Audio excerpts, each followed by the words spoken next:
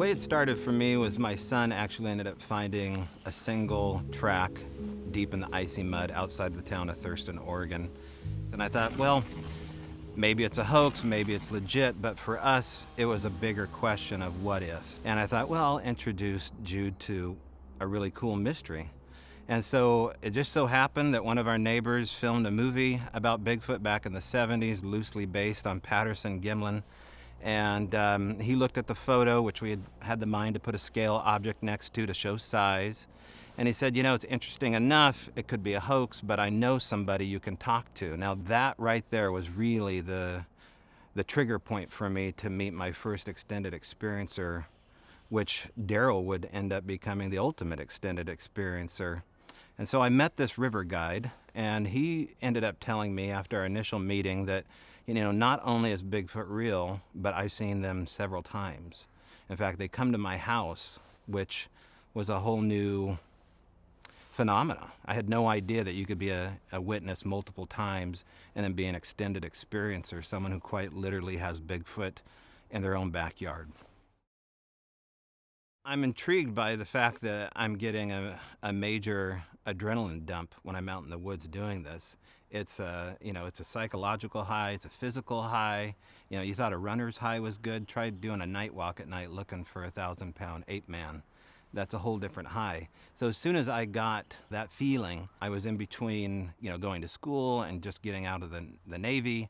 And so for me, it was the perfect combination of a mystery that could be true. These people seemed authentic, but, you know, I went overboard. A lot of people don't know this, but I funded 2 conferences out of pocket with my GI Bill money. I wanted to meet the people that could tell me that this was actually real. I mean, if you're going to collect baseball cards on Bigfoot, why not have all the heavy hitters come to a conference, including Bob Gimlin and the whole round table, and talk about the legitimate evidence out there. But there were 2 sects of people that showed up there. There were the people that talked about this world of science and the people that talked about this world of fringe science. And they both seemed just as earnest. They both had an incredible background. Some of them had, for example, Lee Trippett was an astrophysicist or a physicist from the University of Oregon, was telling me that these are supernatural creatures. So I had a scientist in one ear and I had Meldrum in the other. And as a host, I'm not supposed to be biased, but I felt myself leaning where my intuition was telling me that, yeah, I think the lack of evidence of Bigfoot is evidence enough that there's something else going on here. Well, the thing about being convinced by something is that you can have a collection of data and saying, okay, there's enough consistency with eyewitness testimony, all saying these very nuanced things about something shadowy. And to me, that was enough evidence to go deeper and deeper in the woods for long periods of time, with very little sleep, working full time. And when things started to occur, like the first extended experiencer that I was allowed to go on their property and your tent is moved 49 feet and stuck in a tree, I had to pay attention to that. There was really no good explanation. It was a Bigfoot area where tracks and Sasquatch and lights had been seen.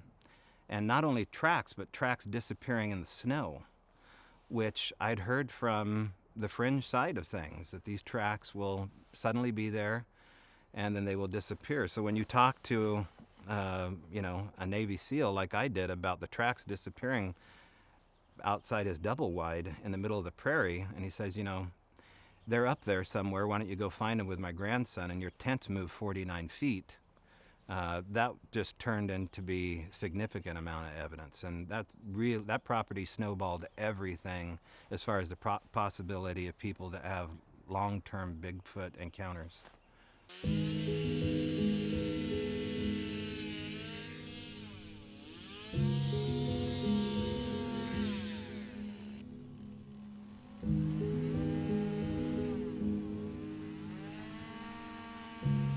So the first big moment would have to be, chronologically I get the dates a little bit mixed up, but there was a moment after we cast the London tracks, which is a disputed mystery, unfortunately.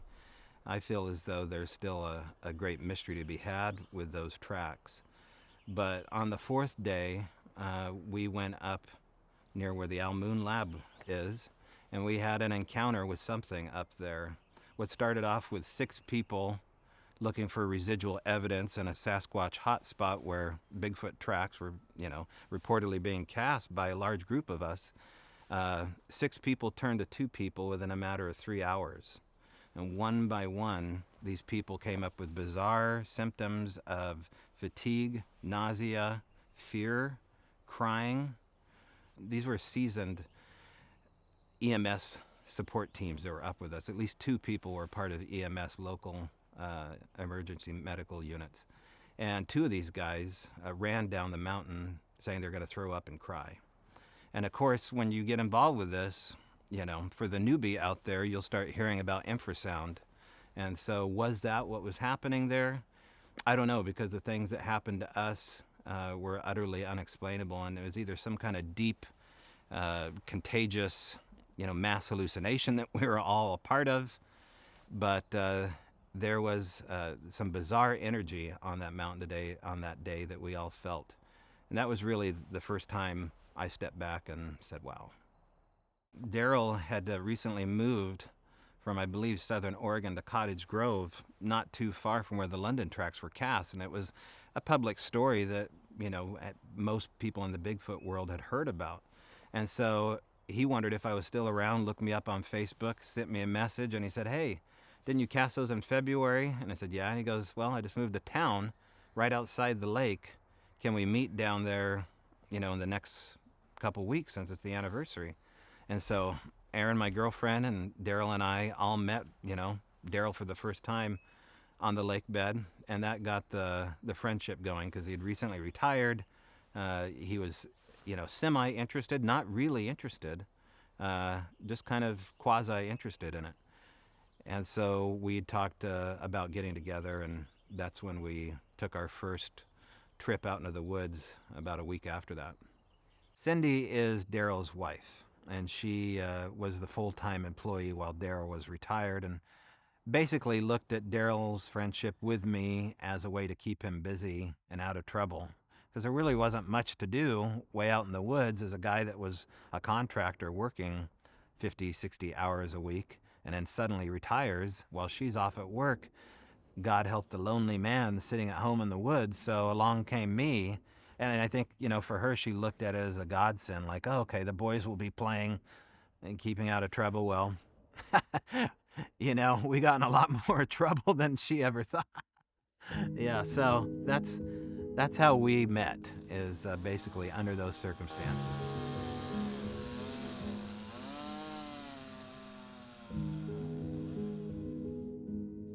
So the weirdness for Daryl started immediately after we cast these, what look like and have been verified as knee impressions of something over 1,000 pounds that has anomalous hair attached to the plaster impressions here at the cabin.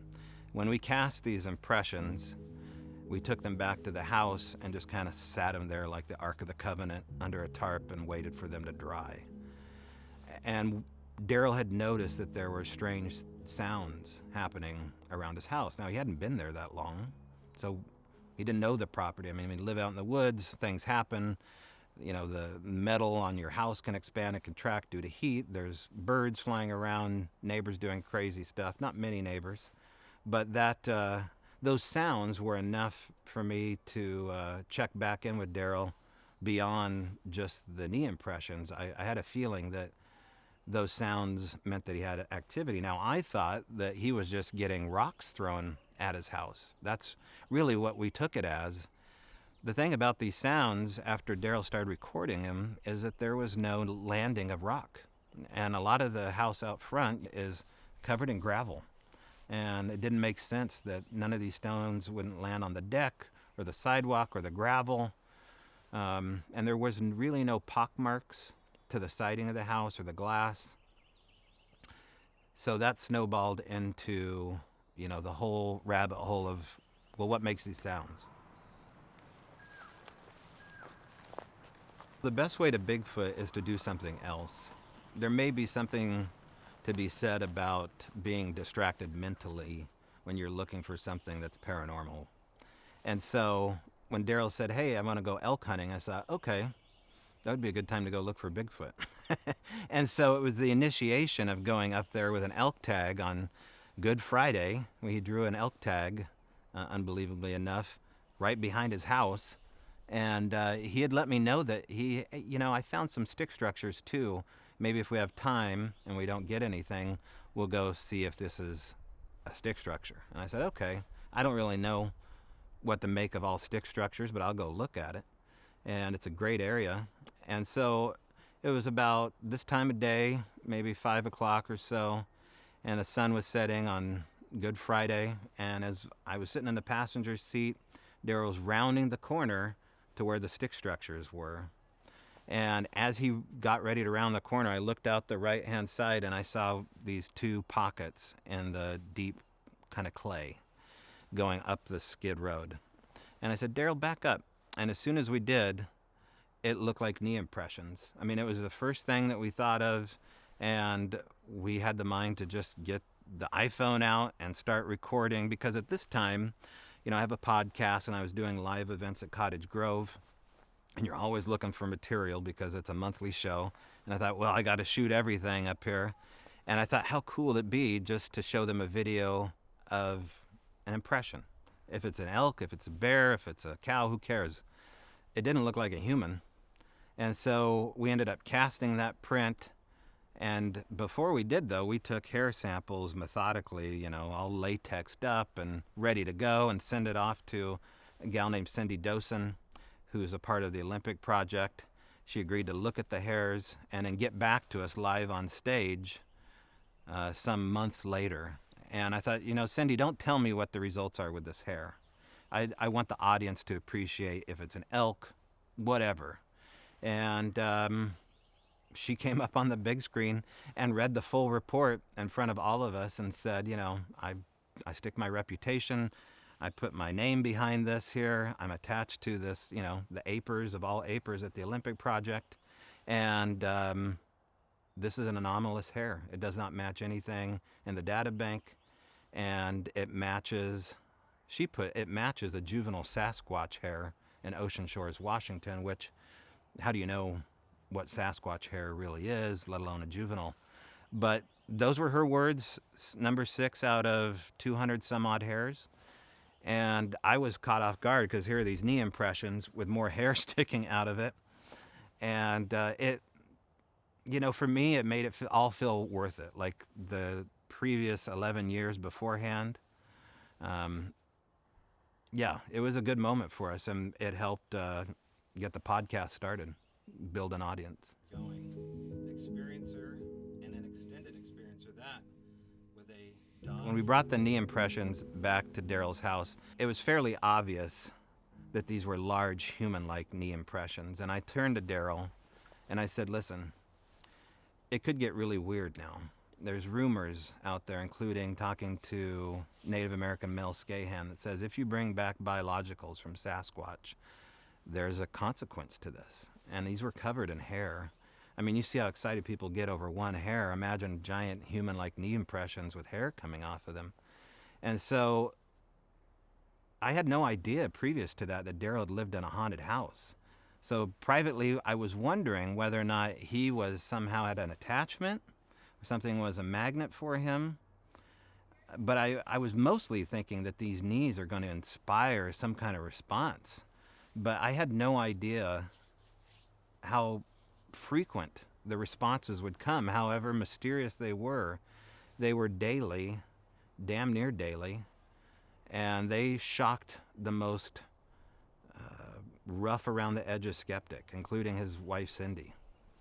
Well, it would take me moving down to his property, which was an invitation by him and Cindy for me to do. So I took this camper over here down to his property and parked it. And when I could, I researched. And we were always fruitful with something. Even the lack of information was information based upon the moon cycle and the fact that I was working on building this giant Sasquatch, replica on behalf of Ron Moorhead for a function we were doing and for this podcast. And so it turned into, Bigfoot headquarters for Daryl and I. It took a while for the rest of the world to kind of hear about what was going on in Cottage Grove. And you have to understand, too, is that I kind of felt burned with the whole London track fiasco because we all thought those were legitimate tracks. And then this rumor starts coming out that people, had hoaxed it, and it just got a name as being a hoax. So I was a little reticent, like, well, now I don't want to be the guy coming out here, saying, oh, there's more action in Cottage Grove. Um, but when Daryl started to get action, I was happy to say, okay, as long as stuff happens with you here as a witness, it doesn't just have to be me. One of the first big things that happened was, maybe it doesn't sound like a whole lot, but it meant something to me. If you read my book or hear my story, there comes a moment where I talk about Sasquatch meeting needs of individuals. Well, Daryl was on a hike, and I was a truck driver in those days. And I got a phone call that he was up on a ridge back that you guys have all been to. And his dog, Izzy, was thirsty. And so it was getting hot, and he was hiking on a single trail, open environment like this. And as he's coming back in, he sees a red thermos standing straight up in the middle of the path with a mossy patina on top of it. Now, I've seen stuff like this before. And he didn't really know what to make of it, but he sent me a picture. And I thought, well, that looks familiar. Something has heard his request. Now, I didn't tell him that because I don't want to, lose a new friend based upon my wild theory. So I got home and I was like, Daryl, I guess I got to tell you something, man, that if you hang around me, you may get a reputation for my theory on what's happening here because I'm all in with the paranormal. And he says, oh, I don't care. I think it's for my dog too. And I was like, oh, thank God. Okay. And so we sat that thermos on his table in the garage. And within a couple days, there was a little blue dinosaur, like from a dime store, a little plastic blue velociraptor. I keep all these trinkets. And it was sat maybe 6 inches away from that thermos. Now, the supernatural has a way of tipping its hat to you. If you question it in these hot spots, it will tip its hat. Now, it could be an aggressive tip, or it could just be like a wink and a nod. And that was a wink and a nod. But, these things are still within the human parameter. A hiker could have gone in there and left a red thermos for Daryl, just dropped it, It had nothing in it, and it was old. It's kind of weird to bring an antique thermos out there. The little blue velociraptor could have been brought by his grandkids that hardly ever came by and definitely never went in the locked garage. But I'm still questioning it. And what you guys have to know is, as much as I'm sold into all this, I still have that doubting Thomas back here going, did that really happen that way? So anytime something happened, I had my camera going for me. So I knew I could validate it on film. I could validate it on audio. I could cast this. I didn't care if it came up as debunkable. I knew that there was legitimate stuff happening.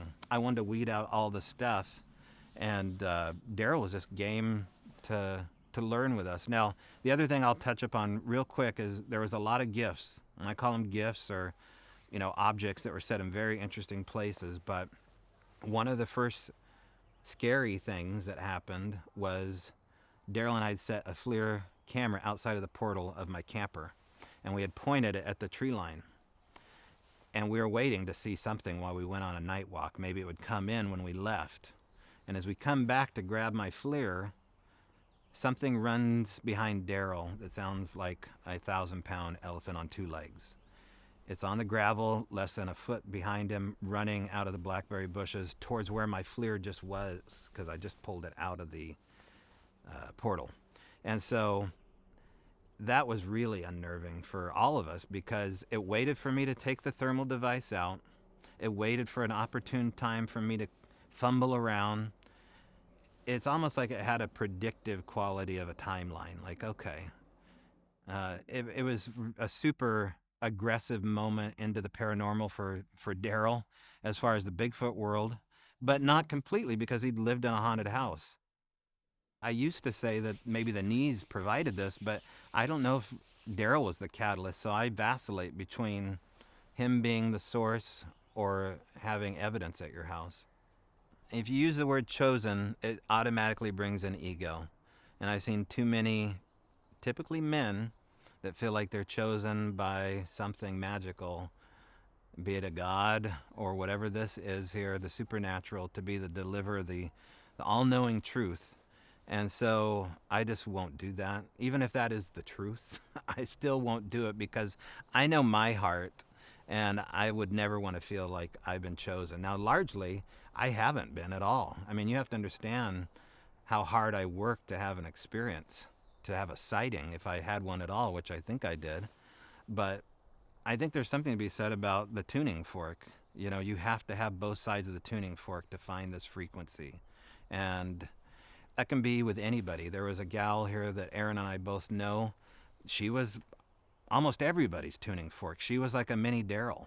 And so when you go out in the woods with this gal, the lights would happen, the anomalous activity would happen, Bigfoot stuff would happen. So I feel like, I'm definitely not that solo tuning fork. I need someone to come in with me. Shortly after I got here, things started to happen, including behind me here's a barn, and the doors on the barn, it takes they're fairly large beams connected to these slate doors that you have to pull and they flop open.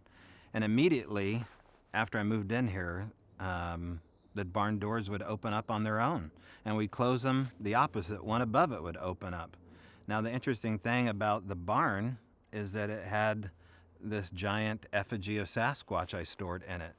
And we were getting things happening in Cottage Grove in the shop where an effigy of Bigfoot was. So I started to wonder, is it the fact that I have this representation of them, or is it all mere coincidence? But what you have to understand is that Erin is an extended experiencer in her own right, and she has her own story, and a lot of these things have been happening here on her property. In fact, this whole area, before it was developed so much, has a lot of interesting paranormal stuff going on. An extended experiencer, in my opinion, is someone who has prolonged activity of the supernatural. That's the way I use it. Now, I put Bigfoot in that category of being supernatural. Some people probably think that's reckless, but when you have these extended experiences that qualify as being, there's another witness involved, there's physical evidence involved, usually the lights, which are big ones. These little sounds that turn into big sounds are another big one. And then these gifts. I mean, one of the things that extended experiencers get often are rocks and feathers. This is a piece of chocolate opal that was set right in front of Daryl's parabolic as it was facing into the tree line where we'd hear a lot of Sasquatch. And I don't know what to make of that except to say it falls in line to what extended experiencers get and receive. If I were to say something followed me, it almost sounds like I say something's attached to me, and that's maybe an uncomfortable spot for a lot of people to admit or to hear. And I don't really feel that way because I didn't feel any darkness when I was over there. Now, I try to explain, or people read the book or hear the story and the sounds, and it sounds dark in some places. But for me, it didn't come across that way. However crazy that sounds after you hear the story, it sounded neutral. And it sounds like, I felt like we were in between the crosshairs of two worlds. And so if I were to say something was attached, it's attached to that trailer, and the land here has its own unique thing that's happening. Now, it's way more feminine energy here. At Daryl's, it was like Las Vegas. It was just full on, just party all the time. It's not that way here. It's almost set, on this strange galactic setting. It feels way more new agey down here. And that's kind of the way we approach it, just like, through paying attention to the moon cycles and Aaron being a witness and having all these stumps that we call altars here where the gifts are at all around the property. I mean, there's hot spots here, but you can't set your watch by them kind of like you could at Daryl's. And so for that, it's been a little bit of a learning curve. And I think about Cottage Grove all the time, and I try not to compare the two worlds. But since I'm an adrenaline junkie, I'm waiting for Vegas, right? Where's Vegas? I had to leave Las Vegas. And so for me, it's been a little bit of learning curve. And, you know, obviously you guys have gone back there. People have gone back to Cottage Grove. There's still experiences to be had. For the large part, I've left it. It's somebody else's chapter to unfold. And so I'm just waiting to see what happens here. Well, it's insightful to a degree because of the fact that it really paid attention and it reciprocated questions that you have answered. It's in some form thoughtful because I asked it very plainly on a rock with Scrabble letters, actually posed a statement to it, which I thanked it for the gifts, and below it, in Scrabble letters, something came out there and spelled the word welcome the best it could with the amount of letters and numbers that were left behind out of this Scrabble alphabet. So if that was done, by a force that was supernatural, I mean, those are human qualities. There's no monster out there, or I've never even heard of anything remotely like that. So it's very neutral. I could see how somebody would think that this energy is not neutral at all, that it's prone for darkness. Tara being one of them, who thought that there was negative energy coming out of portals. Daryl was in the crosshairs. We needed to do something about it. She's there to close them. And I was just like, well, now wait a second. I talk about the intent of us, but really, I guess the question is, what's their intent with the humans? They seem incredibly inquisitive and curious, but standoffish at the same time. The extended experiencer is almost like a freedom pass. It's a passport to get to know deeper. Now, you look at the cases of someone like Ron Moorhead. It's very rare to have cases where men go into their territory and have frequented access to their behavior, let alone language. It takes getting to know and trusted by an extended experiencer. And having only worked three now of these places here, there's a curiosity and what seems to be this human quality to them where they care about individuals enough to show them that they're waiting, they're listening patiently, and yes, they like to play games. I think the fun quality of them reminds me a lot of like a frat boy with an initiation process of some kind, where they come slap your house or put something weird in front of your door. I mean, not all of these gifts that they leave are needed, but they generally aren't things that are scary. So for that, I put them in some kind of supernatural quality of where they are involved in your current state, and they seem to be responding to your current state. Now, these liminal states are really interesting, and you will find paranormal investigators tying this link together all the time, is where you're in between a transitional period, like a move or a job or whatever, and a relationship, and things will happen during these liminal points. What happens with roadside crossings? You're in a liminal point going to a location, and all of a sudden you have this roadside crossing that happens. So, I think there might be something to be said about that. I don't know exactly what the Native Americans' opinion on that is, but they put them in, the spirit animal, spirit Native American quality, and so I think there's a similar agreement that they are not just one thing. Now, this misnomer that we're going to put this monster quality to Sasquatch behavior, let's just look at that plainly, I think is just to sell a show, a program, an idea that has worked before, a formula for an audience. And what I'm saying here, what the Al Moon Lab is saying, is there's way more questions than answers, and it seems to be neutral in respects. A lot like us, you can't guess what an individual is. It takes a specific type of person to find out what the distinctive qualities are. And, Cindy was a skeptic, probably even is a skeptic at some point with this, just kind of based upon her attitude. And, when she dared the phenomena to leave a piece of gold, Daryl and I looked at one another like, what are they going to do here? And, I think it was 3 days later, we're on top of the porch there, and sitting on top of the canopy was a shiny gold object, and it looked like a hunk of gold. Now, we'd find a lot of gifts sitting on the canopy of that trailer. And so Daryl and I went and rolled down the canopy, and it was a antique Peters rifle round, which I think is an antique rifle. At least the ammo was. It had this patina to it, like it was found in a dump, like it was found in an old park, like it had been stored somewhere. I mean, it was antique, of course, too. But it answered a question for Cindy. I don't know if she looked at it that way, as like, well, we do have gold, but we're not going to give you what you want. Here's something, more interesting. And so she'd end up actually having heart surgery and being left a little glass heart below her bird feeder, which I think is even more impressive, because how did it know what happened to her medically? What was it doing by responding to that? And so those gifts go on, but there is maybe none more timely than one of the last visits. I say this often to the Al Moon Lab. This was right after COVID, and I went down there by myself.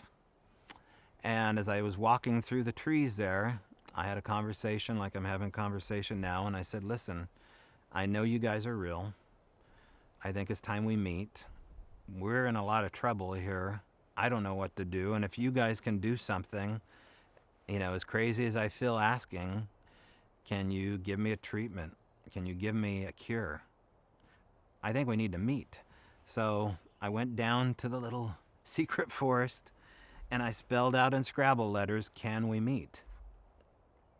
Daryl comes back to that spot after I went to Washington and checks the secret little stump and finds sitting next to the letters, Daryl finds sitting next to the letters a little slimy black, what looked to be a mushroom. And it was sitting atop a fossil that I'd left behind from the Olympic Peninsula, which was odd. But having learned about squirrels, I was like, okay, squirrels will leave a mushroom on top of an object to make jerky. I didn't know that. They'll dry out mushrooms on a limb. So was it a squirrel that did that? Well, the interesting thing about this mushroom is that it's called black witch's butter. And the thing about black witch's butter is that it is a cure for upper respiratory infections. It also, if you go back far enough, the reason I got the name black witch's butter is it's also a way to meet the land spirits. So I don't have to think very hard to think that there was an answer to a question here. Was it a smart squirrel, or was it more of the phenomena here presenting itself? And so I still have, this creepy little black mushroom here, and, I haven't taken it, but I've thought about it.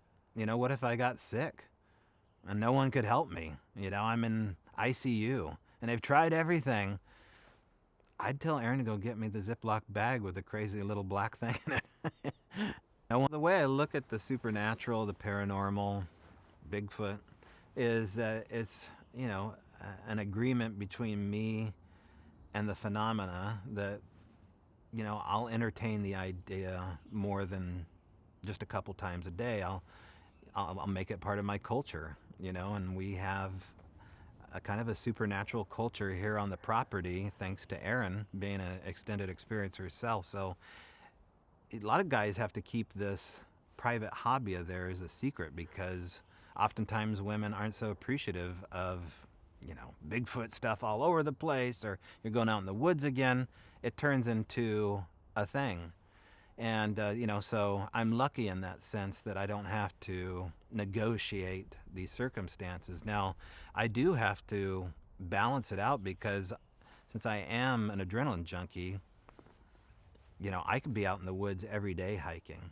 And that's not conducive to a relationship. You got to be able to manage this. And, I think that's an important thing for people to talk about. This isn't all privileged information that you can have these experiences and they're all going to turn out great. I mean, I constantly refer to Roy Neary and his character, but that split up his marriage and he chased after another woman to have an experience. Those are things that are told from an extended experiencer's perspective. This more than contact high, you've, in a way, touched the face of God, at least that nature of God, with the all-knowing omniscience of God. And that's a powerful statement to make about the phenomena, but I think it's appropriate. It seems to be interwoven into the afterlife, the dream state, our subconscious, this other world that we live. I mean, I always ask people that are skeptical to tell me the last time they had deja vu, or if they've ever had deja vu, or if they've ever seen a ghost. These are usually things okay to talk about, but they're no less magical than the things we're talking about. And so for that, it's always interesting to step back and watch somebody grow in these experiences and say, okay, I try not to be too rough-handed and say, I told you so. But you so much want to say, I told you so. But I was in that position, and I wouldn't have respected the person that wagged their finger at me and made me feel like an idiot for doubting it, because, again, I doubt so much of this, even though it's happened to me. That's why, people say, well, why are you rolling camera? Why are you doing audio? It's for me. It's like a journal. It's for me to keep not only the facts straight, but to remind myself that don't sweat the small stuff. It doesn't matter. You think it does. It's these other non-tangible experiences that matter more. The next thing I knew, they moved from the house they'd been in up the road 20 minutes. And then I found out less than a couple months ago that they're selling their property and moving to Oklahoma. Now, that's just the way things go with them. I don't know what will happen with Daryl when he gets out east, or what his overall mission will be, if he wants to follow up. I have a feeling that it's going to follow him. Even when he was at his house, things were happening on the moving boxes. There would be stones set on top of the moving boxes. He's there all alone, moving, while Cindy's at work and showing me agates like I just showed you, and rocks sitting right there dead center of these moving boxes. If that's not a tip of the hat that, you might as well get used to this, I don't know what is. The story means a lot to me personally, and I just want to have it told properly and explained properly. Now, I may have got some dates incorrect. I may find out that some things can be debunkable. I'm okay with that. But I wouldn't be okay with it if, I told it incorrectly. And I feel as though our story is as honest as it can be, with all the data laid out and all the witnesses there, and now the corresponding stuff with the new tenants that are there, and what I've seen with my own eyes. And so to be transformed by something, for me, is a benefit of enough. Like, I actually believe what I'm saying. I don't have to try to believe it. I believe it to be true, the same way that you believe the sun rises up in the east and sets in the west. These things happen, and just like a sunset, I have to be okay with it just winding down and going over the edge and saying, okay, it'll rise again. I don't know when. And so for that, I just wait. And I think we all have to. We live in an interesting time right now, though, on the wake of disclosure. And I think that we're all in for a really big surprise coming up in the not so distant future, because there's more than a soft disclosure. The phenomena is presenting itself in an aggressive way. Notice us. We are here. It is not as they've explained. And so it's an interesting time to live, for sure. What if you could have a mystery that you could never solve and be okay with it? Not be invested in it to the degree where it eats you up and consumes you. And that's where you have to be. And so for me, that's the quality of like the inner struggle, is that like, oh, I can't prove this. Like it's proved that to me time and time again. Oh, you can't prove this. I mean, yeah, you can get pictures, but it's going to look like crap, and you're going to get audio, and you know. But no, you never come away with anything definitive. And to me, that's the beauty of it, is that it's always one step ahead. And by it proving that to me, and all of these people out here looking for Gigantopithecus, time and time again, the frustration of the aper is very satisfying.